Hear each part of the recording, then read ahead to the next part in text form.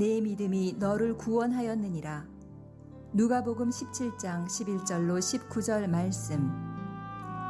예수께서 예루살렘으로 가실 때에 사마리아와 갈릴리 사이로 지나가시다가 한 마을에 들어가시니 나병 환자 10명이 예수를 만나 멀리 서서 소리를 높여 이르되 예수 선생님이여 우리를 불쌍히 여기소서 하거늘 보시고 이르시되 가서 제사장들에게 너희 몸을 보이라 하셨더니 그들이 가다가 깨끗함을 받은지라. 그 중에 한 사람이 자기가 나은 것을 보고 큰 소리로 하나님께 영광을 돌리며 돌아와 예수의 발 아래 엎드리어 감사하니 그는 사마리아 사람이라. 예수께서 대답하여 이르시되 10사람이 다 깨끗함을 받지 아니하였느냐? 그 9은 어디 있느냐? 이 이방인 외에는 하나님께 영광을 돌리러 돌아온 자가 없느냐 하시고 그에게 이르시되 일어나 가라 내 믿음이 너를 구원하였느니라 하시더라. 아멘. 오늘은 맥주 감사주일입니다. 7월 첫째 주일이죠. 오늘 복된 주의 날 3부 예배로 예배당에 오신 여러분, 또 여러 가지 사정으로 인터넷 예배 드리는 여러분, 신령과 진정으로 예배 드릴 때 우리 주님이 여러분들과 지금 함께 계심을 믿습니다. 아멘.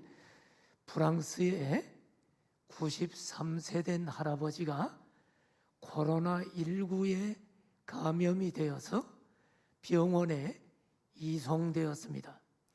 연세가 많다 보니 굉장히 위급 상황이라 24시간 동안 산소 공급을 받게 되었습니다. 그러자 굉장히 상황이 좋아졌습니다. 이때 의사 선생님이 할아버지에게 의료 계산서를 보여줬는데 24시간 산소 공급받은 비용이 프랑스 돈으로 50만 프랑, 한국 돈으로는 약 600만 원 가까이 되는 것 같아요. 그 계산서를 보여줬더니 할아버지는 눈물을 흘리기 시작했습니다. 의사는 눈물을 흘리는 할아버지를 보면서 계산서 때문에 이렇게 우시느냐고 물어봤습니다. 그러자 할아버지는 선생님, 나는요, 여기 계산서 때문에 눈물을 흘리는 것이 아닙니다. 저는 치료비를 전부 지불할 수 있습니다. 제가 눈물을 흘리는 것은 고작 24시간 동안 산소를 공급받았는데 그 금액이 50만 프랑이나 된다는 사실입니다. 저는 93년 동안 인생을 살면서 하나님이 주신 이 많은 산소를 마음껏 마시면서도 하나님께 돈을 지불한 적이 없습니다. 제가 하나님께 얼마나 지금 빚을 졌는지 생각을 하면서 하나님께 죄송한 마음에 제가 울었던 것입니다. 의사 선생님도 이 이야기를 듣고 고개를 숙이고 눈물을 흘렸다는 이야기입니다. 자, 사랑하시는 여러분, 오늘 우리는 마스크를 끼고 생활하는 지가 작년부터 지금 1년 반이 넘어갑니다.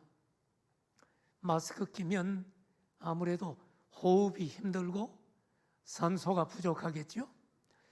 저는 얼마 전인가 새벽 기도를 하면서 우리 할렐루야 찬양대가 주관한 적이 있을 거예요. 새벽 기도 일주일. 그때 내가 어느 여집사님의 기도를 듣다가 너무 가슴에 뭉클한 감동을 받았는데 무슨 기도 내용이냐면 기도 중에 이런 기도를 했어요. 하나님 감사합니다. 우리가 마스크를 끼고 숨을 헐떡거리면서도 찬송을 하는 이유는 하나님의 사랑이 우리의 생명보다도 귀하기 때문입니다. 내가 그 기도 듣고 얼마나 가슴에 뭉클했는지 몰라요. 조금 전에 할렐루야 찬양대 마스크 끼고 찬양했죠. 얼마나 힘듭니까? 우리 찬양해 보지만. 자, 끝나고 나면 돌아가는 게 아니에요. 다음 주 찬양 준비를 위해서 다시 모여가지고 거리 두고 앉아서 그 산소 호흡이 쉽지 않은 불편한 상태에서 하나님을 찬양합니다. 자, 여러분, 우리는 1년에 2번 감사절 절기를 지키고 있습니다. 7월 첫째 주는 오늘이죠. 맥주감사절. 11월에는 추수감사절로 하나님께 감사 예배를 드립니다. 오늘은 7월 첫째 주 맥주감사절인데 1년의 절반인 6개월을 보내고 남은 6개월을 이제 시작하면서 하나님의 은혜를 감사드리고 있습니다. 우리는 지난 6개월을 돌아보면 기쁜 일을 겪은 성도들도 물론 있겠지만은 여러 가지 어려운 일로 고통 중에 있는 성도들이 주변에 많은 것 같아요. 경제적인 어려움, 질병으로 투병하는 분, 가족 간의 갈등으로 고통 중에 있는 성도들 많이 있습니다. 그럼에도 불구하고 성경은 범사에 감사하는 것이 하나님의 뜻이라고 말씀하십니다. 어려운 환경 가운데서도 하나님께 감사드리는 것은 올해의 후반전을 성공으로 이끌기 위한 하나님의 시험 통과 비결일 수도 있습니다. 지금 고통스러워도 모든 것이 합력하여 선을 이루신다는 하나님을 믿고 오늘의 고통도 감사할 수 있는 우리 모두가 되기를 축원합니다.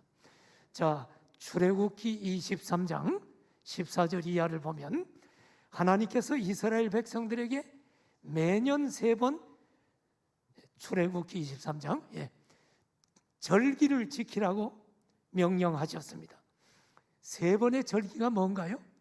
15절에 보니까 무교병의 절기, 16절에 맥추절, 수장절, 무교병의 절기, 맥추절, 수장절. 그래서 이스라엘 백성들은 1년에 3번 이 절기를 지키는데 절기가 이것뿐만은 아니야. 많이 있는데 이것을 이스라엘의 3대 절기라고 합니다. 이스라엘의 3대 절기는 자, 자막이 좀 빨리 나와주면 좋겠네요. 이스라엘의 3대 절기는 첫째로 유월절, 이것을 무교절이라고도 합니다. 그리고 맥추절, 수장절입니다. 먼저 하나씩 설명하겠습니다. 유월절은 무교절이라고도 하는데 우리가 유월절이 뭔 줄 알죠? 애굽에서 종살이하던 이스라엘 백성들이 출애굽하잖아요. 그런데 바로왕이 그냥 보내줍니까? 안 보내주죠? 하나님이 10가지 재앙을 내리는데 마지막 10번째 재앙이 뭡니까? 그 애굽 땅에 있는 모든 장자들, 가축의 첫 소생을 다 죽이는 재앙입니다. 그때 하나님이 죽지 않는 방법을 알려줬죠. 무엇입니까? 문설주와 인방의 어린 양의 피를 바른 집은 죽음의 사자가 넘어가리라. 그래서 하나님의 백성들인 이스라엘 백성들은 그 피를 바르고 죽음의 사자가 넘어갔죠. 그것을 계기로 이스라엘 백성들은 출애굽을 하게 됩니다. 이 날을 기념하여 지키는 절기가 유월절입니다. 그럼 무교절은 무슨 말일까요? 무교절은 여러분 유월절 이튿날부터 일주일 동안 1회 동안 누룩 없는 떡을 먹는데 누룩 없는 떡을 무교병이라고 합니다. 이 무교병을 먹으면서 애굽 땅에서 급히 나왔던 것을 기념하는 절기입니다. 그래서 무교절이라고 합니다. 이 유월절은 겨울에 심은 보리 추수를 처음 시작하는 날에 지켜졌습니다. 보리 농사의 천년매를 하나님께 드리며 감사했습니다. 무교병은 새로 수확한 보리로 만들었으며 매년 첫 번째 거두는 수확으로 무교병을 만들었습니다. 자, 두 번째 맥추절입니다. 맥추절은 77절 오순절이라고 하는데, 맥추절은 유월절 후에 50일째 되는 날이기 때문에 오순절이라고 부르고요. 왜 또 77절이라고 하느냐?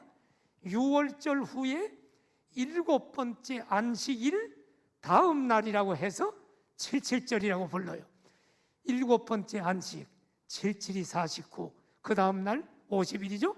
그래서 맥추절, 77절, 오순절은 같은 계절입니다. 바로 여러분 맥추감사주일은 맥추절에 해당된다고 볼 수 있겠죠. 이때는 익은 보리나 밀 같은 곡식의 추수를 모두 마치고 여호와 앞에서 감사의 제사를 드린 것이 맥추절입니다. 이제 세 번째 절기는 수장절입니다. 초막절이라고도 부르고 장막절이라고도 부르죠.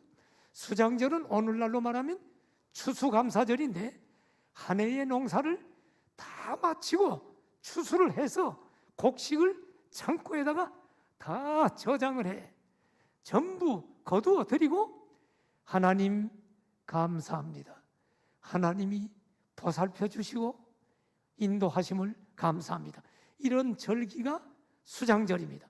그러면 여러분, 왜 장막절이라고 하나요? 이때는 출애굽 당시 조상들이 40년간 광야를 지나올 때 집이 없었죠? 장막 생활을 한 것을 기념하여 장막절이라고 부르고, 그리고 이스라엘 백성들은 이 절기가 되면 집에서 잠을 안 자요. 아이들 다 데리고 야외로 나가서 거기에다가 초막을 짓고 일주일 동안 7일 동안 거하면서 하나님 감사합니다, 하나님이 인도하셨습니다 하고 감사하는 절기입니다. 이때 아이들이 물어봅니다. 아빠, 엄마, 왜 좋은 집 놔두고 이 밖에서 초막에서 자? 그것은 말이야, 과거 우리 백성들이 애굽에서 종살이 하다가 출애굽해서 광야를 지날 때 광야에서 장막에서 잤거든. 우리는 그때 하나님이 우리 조상들을 먹을 것 입을 것 다 지켜주신 은혜를 우리는 감사하면서 지금도 이 절기에는 집에서 자는 게 아니라 바깥에 초막을 짓고 하나님의 은혜를 감사하는 거야. 이렇게 하나님의 은혜를 자녀들에게 가르쳐서 대대로 기억하기 위한 절기가 바로 이 절기입니다. 그래서 여러분, 유대인들의 신앙교육은 대단한 것 아닙니까? 그들이 여러분 그렇게 고난 속에서 하나님을 의지하는 것은 이렇게 부모로부터 여러분이 이 절기를 지키면서 신앙교육을 받았던 것입니다. 자, 오늘 맥추감사주일을 맞아 오늘 본문으로 들어가면서 말씀을 좀 나누길 원합니다. 오늘 본문에는 10명의 나병 환자가 등장하는데, 예수님을 통해 10명 모두 나병을 깨끗이 치유함을 받은 기적을 경험하게 됩니다. 그런데 그 중에 이방인 사마리아 나병 환자 한 명만 하나님께 돌아와서 하나님께 영광을 돌리며 돌아와서 예수님의 발 아래 엎드려서 감사함으로 육체의 병뿐만 아니라 영혼의 치유까지 받는 구원을 경험하게 됩니다. 성경 봅시다. 누가복음 17장 19절 보면 바로 그 한 사람의 사마리아인이 예수님 앞에 엎드려 감사했을 때 예수님이 뭐라고 합니까? 그에게 이르시되 일어나 가라, 내 믿음이 너를 구원하였느니라. 오늘은 내 믿음이 너를 구원하였느니라 라는 제목으로 말씀을 전하려고 합니다. 9명의 나병 환자와 1명의 나병 환자의 믿음의 차이는 뭘까요? 구체적으로 살펴봅시다. 먼저 10명의 나병 환자의 믿음을 살펴봅니다. 예수님 시대의 나병은 가장 무서운 병이었습니다. 당시에 이 병이 한번 걸리면 고칠 수 없는 병입니다. 보기에도 흉측하고 진물이 줄줄 흐르고 악취를 풍김으로 가족과 사회로부터 버림을 받아야 했습니다. 이 병은 부정한 병으로 전염을 막기 위해서 외인들과 접촉하지 않도록 주민들이 사는 곳에서 격리가 되어서 진 밖에서 생활을 했습니다. 그리고 외인들을 만나게 되면 옷입술을 가리고 자신이 부정한 나병 환자라는 것을 알리기 위해서 100보 정도의 거리를 유지하면서 부정하다, 부정하다, 부정하다 소리를 외쳐야만 했습니다. 얼마나 슬프고 비참한 인생입니까? 이 10명의 나병 환자들은 예수님께서 귀신을 쫓아내고 모든 질병을 치유하시는 분이라는 소식을 들었습니다. 예수님을 만나면 우리 나병도 고침받을 것이라는 그들은 기대를 하고 있었습니다마는 예수님을 만나고 싶지만 나병 환자들이 예수님을 만날 방법이 없었습니다. 그러던 어느 날 그 예수님께서 사마리아와 갈릴리 접경을 지나가시다가 어느 마을에 들어오셨다는 기쁜 소식을 들었습니다. 그들은 가만히 앉아 있을 수가 없었습니다. 그들은 사람들의 멸시와 조롱에도 불구하고 예수님을 만나려고 나온 것입니다. 성경을 보십시오. 누가복음 17장 11절 이하에 보니까 예수께서 예루살렘으로 가실 때 사마리아와 갈릴리 사이로 지나가시다가 한 마을에 들어가시니 나병 환자 10명이 예수를 만나 멀리 서서라고 기록합니다. 나병 환자들은 부정한 자들이었기 때문에 예수님을 만나기는 만났지만 가까이 갈 수가 없습니다. 멀리 서서 만날 수밖에 없었습니다. 이제 이 10명의 나병 환자의 믿음을 살펴봅시다. 어떤 믿음일까요? 첫째로 나병 환자는 기도할 줄 아는 믿음이었습니다. 오늘 성경을 봐요. 누가복음 17장 13절에 보니까 멀리 서서 소리를 높여 부릅니다. 여러분, 나병 환자는 피부가 다 문드러지고 소리를 내기가 굉장히 힘들어요. 우리가 마스크 쓰고 소리 내기가 힘들지만은 나병 환자는 마스크가 아니라 마스크 안 써도 소리를 내기가 힘들어. 근데 있는 소리를 다 높여서 예수 선생님이여 우리를 불쌍히 여기소서. 이것은 분명히 기도입니다.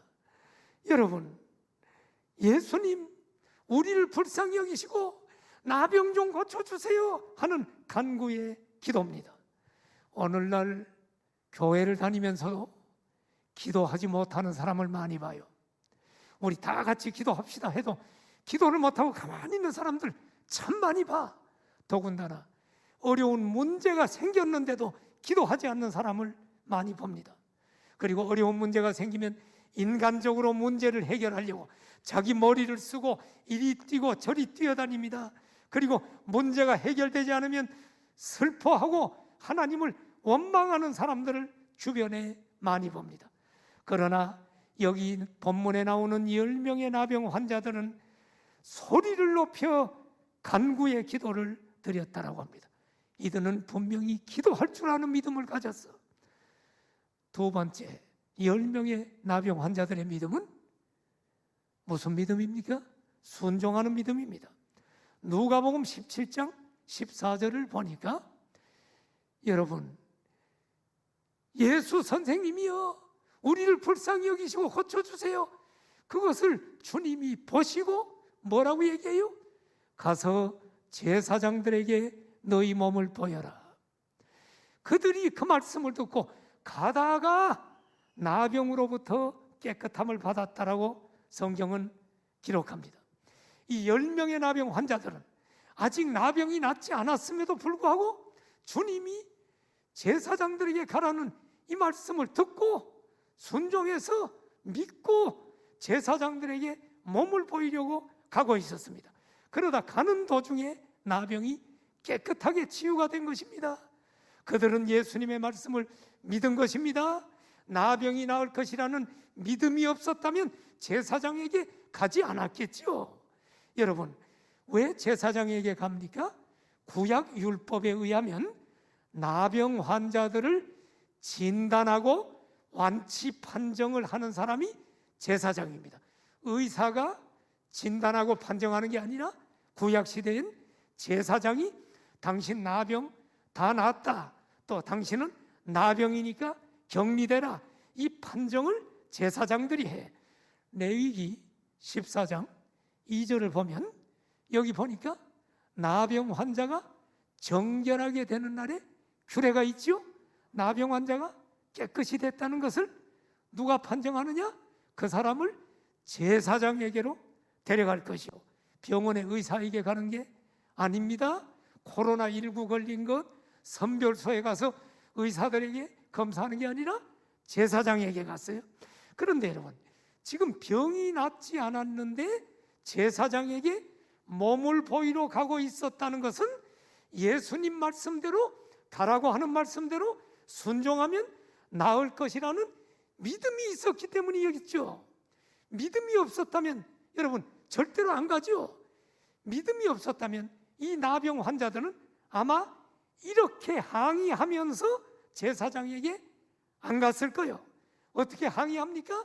예수님, 나병을 고쳐주시고 제사장에게 가서 몸을 보이라고 하셔야지, 지금 침물이 흐르고 지금 딱지가 터덕터덕 있는데 제사장에게 가라고 하시니 예수님 지금 우리를 무시합니까? 놀리십니까? 이렇게 항의할 수도 있는 것 아닙니까? 그런데 이 10명의 나병 환자들은 그렇게 항의하지 않고 예수님의 말씀에 순종하여 가다가 깨끗함을 받은 것입니다. 이들은 분명히 나을 것이라는 믿음을 가지고 있었습니다. 그리고 순종한 것입니다. 10명의 나병 환자들은 모두 치유함을 받았습니다. 자, 그렇다면 이제 두 번째로 생각할 것은 한 명의 나병 환자의 믿음은 9명과 어떻게 다른가? 10명 중 한 명의 나병 환자의 믿음은 나머지 9명과 어떻게 달랐어요?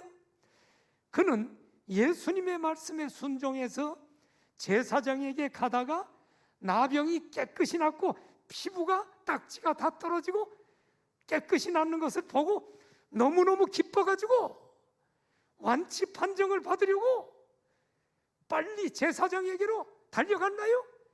그것이 아닙니다. 그는 깨끗하게 된 것을 보고 먼저 하나님께 영광을 돌렸습니다. 그리고 몸을 돌이켜서 제사장에게 가는 것이 아니라 예수님에게로 가서 발 아래 엎드려 주님 감사합니다, 모든 영광 주님이 받아주십시오. 이 한 명의 나병 환자의 믿음은 어떤 믿음입니까? 첫째는 예배 드리는 믿음이다. 누가복음 17장 15절 16절을 보십시오. 이 한 사람이 자기의 나병이 나은 것을 보고 큰 소리로 하나님께 영광을 돌렸어요. 하나님 영광 돌립니다. 하나님이 하셨습니다. 그리고 그는 돌아와 예수의 발 아래 엎드려 감사하니 그는 사마리아 사람이라고 성경은 기록합니다.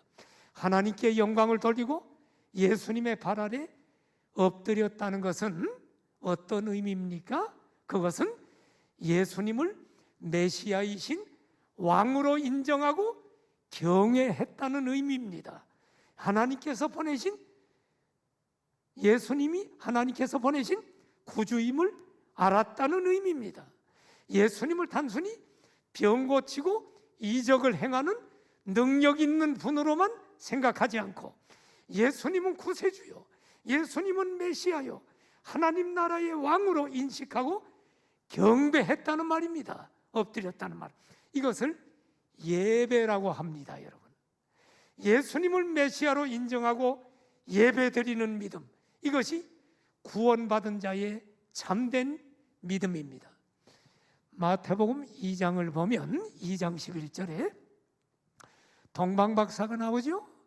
이 동방박사들이 먼 나라 동방에서 별을 보고 유대 땅 베들레헴까지 찾아왔어요.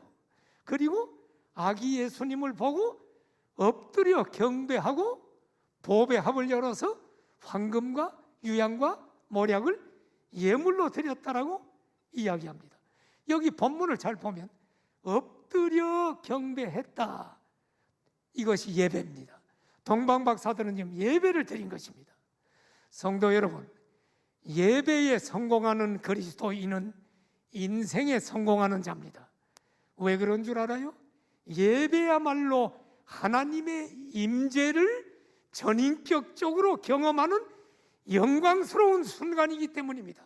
오늘 3부 예배 본당과 인터넷으로 지금 신령과 진정으로 예배드리는 여러분, 예수님의 이름으로 모인 곳에 지금 전능하신 삼위일체 하나님이 임재하고 계시는 것을 믿으면 아멘.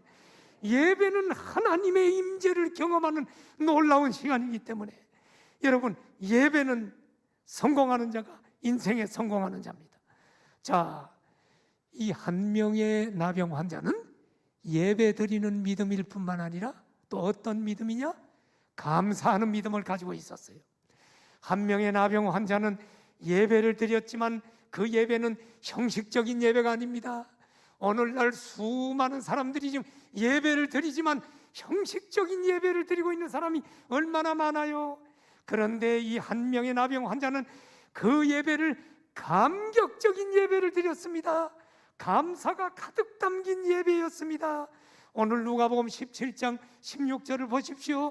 예수님의 발 아래 엎드린 정도가 아니요 형식적으로 그냥 인사치레 한 게 아니라 어떻게 했어요? 엎드려서 감사합니다. 오늘 예배를 드리는 여러분, 문둥병보다도 더한 우리 여러분 머리끝부터 발끝까지 우리는 전적으로 부패한 태어날 때부터 원죄를 가지고 지옥 가야 될 우리를 구원하신 예수님 앞에 진정으로 지금 예배의 자리에 나와서 감사를 드리고 있습니까? 바로 이 한 명의 나병 환자는 지금 감사로 예배를 드리고 있는 거예요. 감사로 제사를 드리는 자가 나를 영화롭게 한다고 했어요. 지금 감사로 하나님을 영화롭게 합니다. 나병으로부터 깨끗함을 받은 9명은 제사장들에게 완치 판정을 받고 빨리 가족에게로 돌아가고 싶었을 것입니다. 이들은 오직 완치 판정서가 목적입니다. 그리고 이 완치 판정서를 빨리 받는 데에만 정신을 쏟고 있었습니다. 어쩌면 이 9명은 제사장들이 예수님을 싫어한다는 것을 알기 때문에 완치 판정선을 받은 후에는 예수님께로 돌아갈 생각을 안 했을지도 모릅니다. 그러나 오직 사마리아 사람인 한 명의 나병 환자는 나병을 고쳐주신 예수님에게 경배드리고 감사드리는 것이 우선임을 깨닫고 예수님께 돌아와 엎드려 감사드렸습니다. 이것이 여러분 은혜로 구원받은 사람의 마땅한 태도입니다. 이 한 명이 예수님께 엎드려 감사하자 예수님께서는 누가복음 17장 17절 18절에 보면 이렇게 말합니다. 10사람이 다 깨끗함을 받지 아니하였느냐? 그 9명은 어디 가고 너 혼자 왔니? 이 이방인 외에는 하나님께 영광을 돌리러 돌아온 자가 없느냐?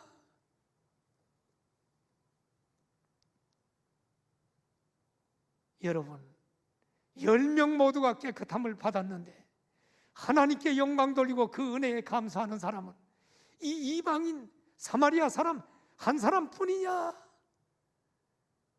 주님이 묻는 말씀입니다. 그러면서 감사로 예배드리는 이방 사마리아인 한 사람에게 놀라운 말씀을 하십니다. 누가복음 17장 19절에 보니까 일어나 가라, 내 믿음이 너를 구원하였느니라. 할렐루야. 9명의 나병 환자는 육체적인 병에서는 나음을 받았지만 영혼의 구원은 얻지 못했습니다. 오직 이방인 사마리아 사람 한 명의 나병 환자만이 예수님께 돌아와 하나님께 영광을 돌리고 감사함으로 육체적인 질병뿐 아니라 영적인 구원을 받게 되었습니다. 자, 이제 결론적으로 정리해 봅시다. 설교를 다 들으신 여러분, 9명의 나병 환자와 이방 사마리아 사람 1명의 나병 환자의 믿음은 어떤 차이가 있나요? 구원은 오직 믿음으로 받습니다. 아멘입니까? 구원은 오직 믿음으로 받아요? 그런데 9명도 믿음이 있었잖아. 1명도 믿음이 있었잖아요. 그런데 왜 1명만 영혼 구원을 받았을까? 여러분, 믿음에도 가짜 믿음이 있다는 걸 알아야 돼요. 믿음에도 여러 가지 종류가 있어. 먼저 9명의 나병 환자의 믿음이 어떤 믿음인가? 첫째로 이적의 믿음이라는 것입니다. 9명의 나병 환자의 믿음은 이적의 믿음입니다. 이적의 믿음이 뭐요? 이적의 믿음을 가진 사람이 오늘날 교회 많아. 기도도 합니다. 그리고 자기에게 기도가 응답될 것을 믿어. 불치의 병이 고쳐질 것을 믿어. 자기에게 이적이 나타나는 것을 확신하는 믿음입니다.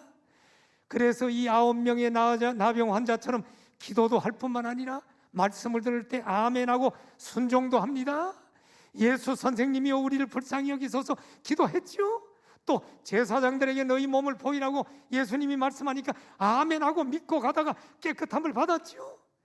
이 믿음은 이적을 믿는 믿음으로 주의 뜻에 순종하려는 것이 아니라, 다시 말합니다, 이 믿음은 이적을 믿는 믿음으로 주의 뜻에 순종하려는 믿음이 아니라 자신의 뜻, 병 고치려고 하는 자신의 뜻을 이루려는 기복적인 믿음, 현세적인 믿음입니다. 오늘날 우리 한국 교회에 기복 믿음이 많아요. 오늘날 현세에 복 받기 위해서만 교회 다니는 사람들이 많아요. 그러나 환난이 오면 가차없이 예수님을 버립니다. 이런 이적의 믿음, 현세적인 믿음은 진정한 구원에 이르는 믿음이 아닙니다. 여러분, 예수님이 많은 사람 병 고쳐줬어. 그러면 예수님이 병 고쳐준 것은 뭘까? 그게 목적이 아니에요. 그건 수단이야. 이적이나 능력은 구원의 복음을 증거하는 수단에 불과해. 예수님이 불치병을 고쳐줘. 왜 고칠까? 병만 고치고 떠나라고 고쳐주는 게 아니라 그걸 통해서 이분이 누구지? 이분이 메시아네 하고 여러분 회개하고 예수님 믿고 구원받으라고 병을 고쳐주는 거예요. 그러니까 오늘날 기도 응답을 받는 것은 나쁜 게 아니지만은, 기적을 경험하는 것이 나쁜 것은 아니지만은, 여러분 여기 그것으로 끝난다면 구원은 아닙니다. 이적과 능력을 체험했다고 해서 그 사람이 구원받은 것은 아닙니다. 오늘날 코로나가 지금 1년 반이 넘게 기승을 부리고 있어요. 백신이 나왔는데 지금 더 늘어날 것 같아. 내가 추측이 안 늘어났으면 좋겠는데 지금 해외여행 지금 할 수 있고, 이제 영업업소도 지금 영업시간 늘어나고 아마 분명히 더 늘어날 겁니다. 지금 백신 맞아도 걸리는 사람 걸리잖아요. 마스크 써야 되잖아. 하나님이 왜 1년 반이 넘도록 백신을 안 없애줄까? 난 기도하면서 이런 걸 깨달아요. 하나님이 지금 한국 교회에 지금 알곡과 가라지를 추려내는 기간 같아. 쭉정이를. 여러분, 지금 인터넷으로라도 불가피하게 지금 예배 드리는 분들은 너무너무 귀하잖아요. 자기 직장 때문에 특별한 기저질환이나 사정 때문에 인터넷 예배 드리는 분들은 귀합니다. 그런데 코로나가 딱 생기니까 예배를 지금 아주 안 드리는 분이 있어. 신앙이 완전히 곤두박질 쳤어. 그러니까 교회 안 와도 코로나 때문에 다 인터넷으로 우리는 드리는 줄 알고 있었는데 나중에 알고 보니까 안 드렸어. 1년 넘게. 예? 코로나가 오니까 지금 예배 안 드려도 된다고 생각하는 거야. 자, 여러분, 현세적인 믿음 가지면 안 돼요. 이적의 믿음. 이적과 능력을 체험했다고 해서 그 사람이 구원받은 것은 아닙니다. 그렇다면 참된 구원의 믿음은 어떤 것인가? 바로 한 명의 나병 환자가 경험한 믿음입니다. 자막 좀 빨리 띄워요. 한 명의 나병 환자가 경험했던 믿음입니다. 이 나병 환자는 이적의 믿음을 가졌을 뿐만 아니라, 이적의 믿음이 나쁜 게 아니에요. 이 한 명도 이적의 믿음을 가지고 고쳤어요. 그뿐만 아니라 참된 구원의 믿음을 가졌습니다. 참된 구원의 믿음은 마치 참된 구원의 믿음은 나의 병이 나을 것이라는 믿음을 넘어서 예수님의 메시아 되심을 인정하고 그분께 경배하는 믿음입니다. 예수님의 메시아 되심을 인정하는 믿음을 가진 사람의 특징이 뭔지 아세요? 감사입니다. 그런데 참된 구원의 믿음을 가진 자의 특징이 감사인데 이 감사는 표현돼야 돼. 감사의 구체적 표현이 세 가지로 나타납니다. 참된 구원의 믿음을 가진 자는 첫째로 예배를 드리게 됩니다. 구원받은 사람의 특징 중 하나가 예배를 드리고 싶어지는 거예요. 그래서 구원받은 한 명의 나병 환자는 예수님께 돌아와 엎드려 경배한 것입니다. 두 번째 특징은 헌신 봉사입니다. 정말 구원받은 사람은 하나님의 은혜에 감사해서 주님을 위해 내 몸으로, 내 은사로 헌신하고 봉사하고 싶어집니다. 그리고 감사의 표현 세 번째는 헌금입니다. 주님의 나라를 위해 물질로 헌신하고 싶어요. 이전에는 돈을 움켜줬어. 11조는 왜 내냐고 욕하고 이랬어요. 마누라가 11조 내면 두들겨 패고 난리를 부렸어. 그런데 정말 내 죄 용서받고 구원받고 나니까 이제는 이 모든 돈도 하나님이 주신 것이구나. 주님의 나라를 위해 물질로 헌신하고 싶어지는 거예요. 성도 여러분, 오늘 맥주 감사주의를 맞아 우리 인생이 힘들고 고통 가운데 처해 있다고 할지라도 독생자 예수님을 보내주셔서 우리의 죄를 사하시고 구원해 주신 하나님의 크신 사랑을 기억하며 감사로 주님께 엎드려 경배하는 광항성산의 모든 가족들 되시기를 축원합니다. 한 가지 이야기하고 말씀을 마칠게요. 프레드릭 네만이라고 하는 목사님이 계셨는데 시골에서 아주 작은 교회를 어렵게 목회하고 계셨습니다. 그런데 교인들도 별로 없고 그리고 교회가 어려우니까 생활을 할 수가 없어요. 생활비를 공급받지 못해요. 그러니까 목사님이 생계를 위해서 직장을 나갔는데 치즈 공장에 직공으로 나가서 아침부터 하루 종일 힘든 일을 합니다. 교회는 전혀 부흥되지 않습니다. 목사이면서 목회보다는 먹고 사는 일에 더 힘을 써야 하는 자신의 처지를 보면서 너무 답답하고 안타깝고 낙심 상태에 이르렀습니다. 그러던 어느 날 목사님이 이런 생각을 합니다. 이렇게 사는 것이 하나님의 뜻인가? 과연 내가 계속 목사의 길을 걸어가야 할까? 끊임없는 회의가 그의 마음을 엄습했습니다. 그러던 어느 날 고달픈 오전 일과를 마치고 점심을 먹기 위해서 아내가 사모님이 싸준 도시락을 열었습니다. 그런데 도시락을 딱 여니까 쪽지 하나가 나오는 게 아닙니까? 아내가 쓴 편지입니다. 네만 목사님은 그 쪽지를 펼쳤습니다. 거기에 이런 말이 써 있었습니다. 하늘을 두루마리 삼고 바다를 먹물 삼아도 한없는 하나님의 사랑을 어찌다 기록할 수 있겠어요? 여보, 이 하나님의 사랑을 기억하고 오늘도 힘내세요. 화이팅! 네만 목사님은 이 쪽지를 읽고 깊은 감동을 받았습니다. 목사인 자신이 먹고 살기 힘들다고 낙심한 것이 너무너무 부끄러웠습니다. 나를 위해서 십자가에 달리신 예수님, 그 아들을 보내시고 우리를 사랑해 주시는 하나님, 그리고 나를 예수 믿고 구원해 주셨을 뿐만 아니라 영광스러운 이 목사의 사명을 주신 하나님, 하나님, 내가 조금 고통스럽고 어려움이 있다고 주님의 사랑을 망각했네요. 생각해 보니 내가 죄 용서받고 구원받고 목사가 된 것이 감사할 것밖에 없었어요.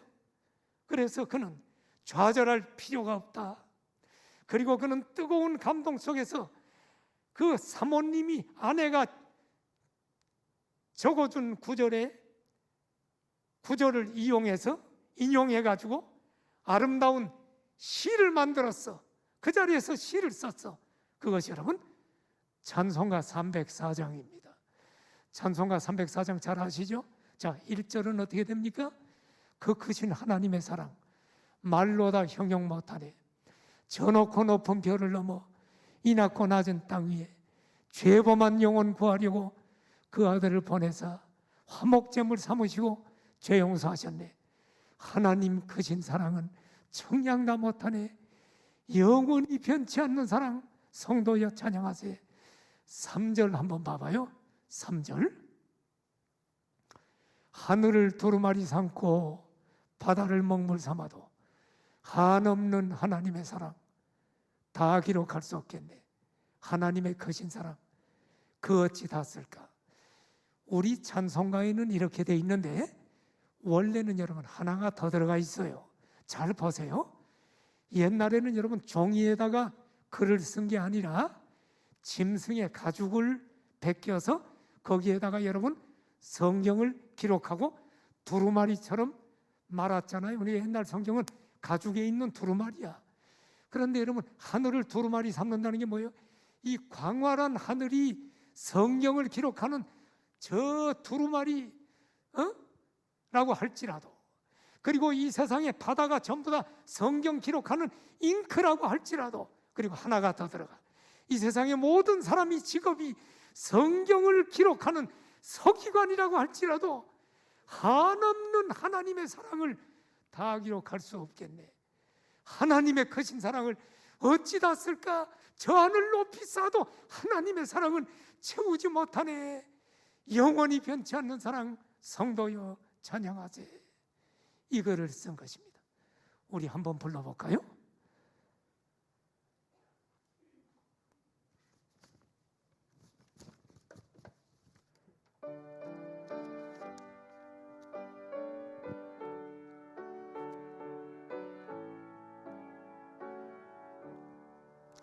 그 크신 하나님의 사랑 말로 다 형용 못하네. 저 높고 높은 별을 넘어 이 낮고 낮은 땅 위에 죄범한 영혼 구하려 그 아들 보내사 화목제물 삼으시고 죄 용서하셨네. 하나님 크신 사랑을 정량다 못하네. 영원히 변치 않는 사랑 성도여 찬양하세. 괴로운 시절 지나가고 땅 위에 영화세할 때 좀 잊지 않던 영혼들은 큰 소리 외쳐 울어도 주 믿는 성도들에게 큰 사랑 베푸사. 우리의 죄 사했으니 그 은혜 잊을까. 하나님 크신 사랑은 정량다 못하네. 영원히 변치 않는 사랑 성도여 찬양. 하늘을 두루마리 삼고 하늘을 두루마리 삼고 바다를 머물 삼아 한없는 하나님의 사랑 하나님의 사랑 다 기록할 수 없겠네. 할 수 없겠네. 하나님의 크신 사랑 그 어찌 닿았을까. 저 하늘 높이 쌓아도 채우지 못하리. 하나님 크신 사랑은 정량다 못하네. 영원히 변치 않는 사랑 성도여 찬양하세. 눈을 감으실래요?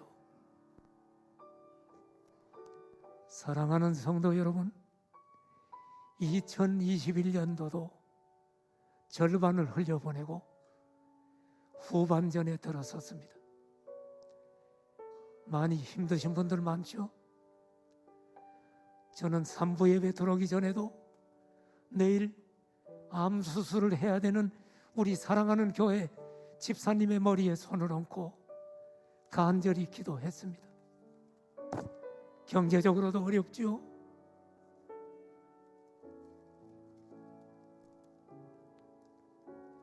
어려움 속에서 후반전을 맞이했습니다.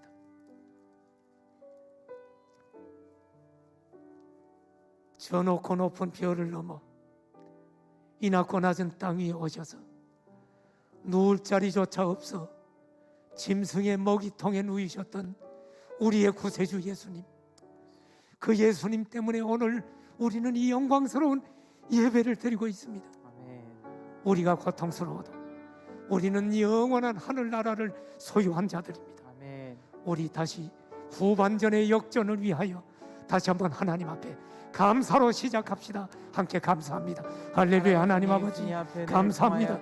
어려움 속에 있는 성도들, 고통 속에 있는 성도들이 있지만 오늘 맥주 감사주의를 맞아 오늘의 모든 우리의 어려움도 다 주님의 그 사랑, 주님의 그 크신 사랑 우리가 가슴에 안고 하나님이 세상을 이처럼 사랑하사 독생자를 주셨다는 이 사실을 믿고 예수님 믿고 구원받은 하나님의 자녀로 오늘 우리가 감사로 넉넉히 이길 수 있도록 하나님 도와주십시오. 이것이 오늘 우리에게 맥주 감사주의를 주신 하나님의 뜻임을 알고 우리가 하나님을 의지하고 감사를 잃지 않고 승리하도록 도와주십시오. 예수님의 이름으로 기도드립니다.